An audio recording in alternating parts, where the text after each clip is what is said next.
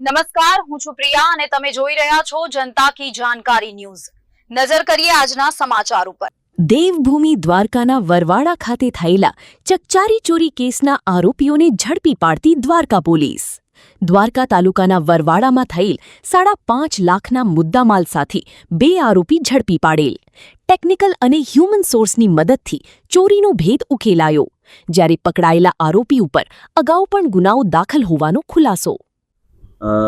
ગઈકાલે દેવભૂમિ દ્વારકા જિલ્લાના Dwarka police station ખાતે એક ઘરફોડ ચોરીની ફરિયાદ દાખલ કરવામાં આવેલી હતી, જેના ફરિયાદીનું નામ છે વિનોદભાઈ ભીમજીભાઈ ગોહેલ। તેઓ પોતે એન્જિનિયરિંગની એક દુકાન ચલાવે છે અહીંયા વરવાડા ગામ ખાતે।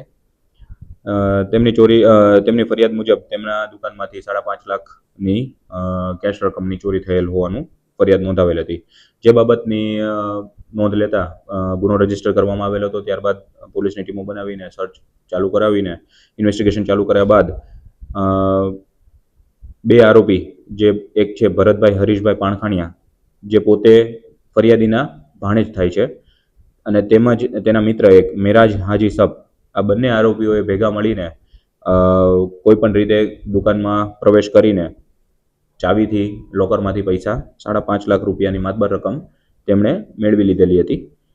આ ગુના કરવા પાછળનું કારણ એવું હતું કે જે આરોપી નંબર 1 છે ભરતભાઈ હરીશભાઈ પાણખાણિયા, જે પોતે ફરિયાદીના ભાણેજ થાય છે, તેમણે એક 4 વ્હીલ ભાગમાં લેવી હોય અને તેના માતા પિતા તેને ના પાડતા હોય, તો જેથી તેની પાસે પૈસાની સગવડતા ના હોય અને પૈસાની સગવડતા કરવા માટે તેમણે આ રસ્તો અપનાવેલ હોય।